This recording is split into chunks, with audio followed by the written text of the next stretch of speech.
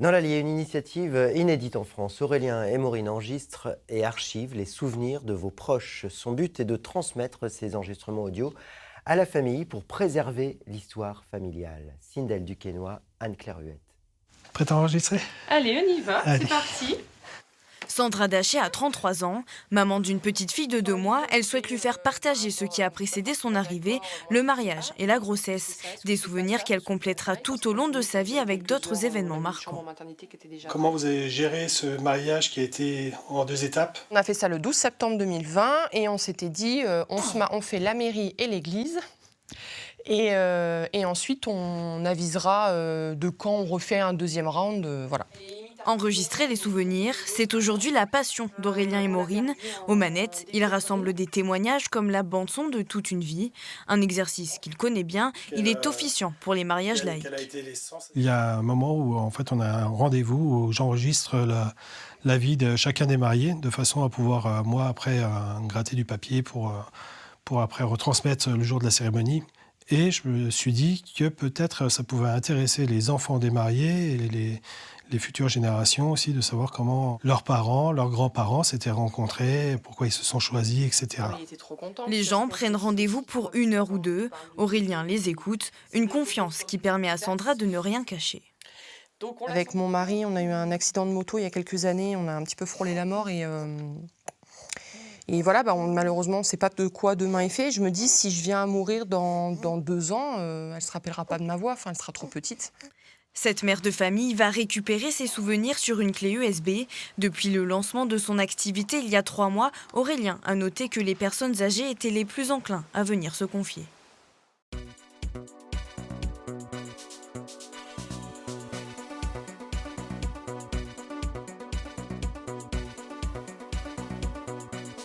Dans cette famille de 15 enfants, y avait-il des tâches ménagères attribuées à chacune d'entre vous ? Moi, je me souviens, quand j'étais petite, quand c'était le jour des frites, il y avait le panier de patates au milieu et les petits, on devait éplucher les patates. Et ceux qui étaient de pluche étaient servis en dernier. Comme ça, on était sûr qu'il y avait des patates pour tout le monde.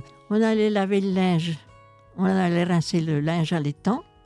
On prenait la brouette, on mettait la lessiveuse sur la brouette et on partait rincer le linge à l'étang. Que moi, j'ai connu la machine à laver, mais la machine à laver qui chauffait au bois. Oui. Et il a servi longtemps parce que après, quand elle a eu sa machine à laver électrique, c'est Lucie et moi, quand on travaillait, lui avons offert une machine. Mais sinon, elle lavait toujours son linge avec la machine qui chauffait au bois, avec les rouleaux pour essorer le linge. Mais Oui. plein de gens ont connu ça, mais ça chauffait au gaz autrefois plutôt. Mais bien avant, ça chauffait au bois. Ah ben oui. Et en guise de baignoire, c'était l'endroit où on rinçait le linge, il y avait des bacs. Et la voix. On faisait chauffer l'eau oui. et on mettait dans les bacs et on allait faire sa toilette là-dedans. Mais je me souviens aussi qu'en plein été, que Monique et Marie nous ont lavé dehors dans la lessiveuse. Oui, ça arrive aussi, ça est arrivé. Je m'en souviens bien de ça. Comment vos parents géraient la situation en cas de chamaillerie entre vous ? Quand il y en avait 2 qui chipotaient sa chose qu'elle faisait, elle nous faisait mettre à genoux au milieu de la cour et il fallait se lever quand quelqu'un nous avait vu, quelqu'un soit passé pour nous voir à genoux. Puis parce que quand il passait du monde, vous faisiez celle que s'amusait dans le sable. Oui, voilà. Et puis la maman, elle disait, j'ai pas dit à 4 pattes, j'ai dit à genoux. Elle a dit, ça compte pas. Elle dit, alors on avait un oncle, le Chouani, il passait souvent. Il rigolait. Il rigolait quand il passait.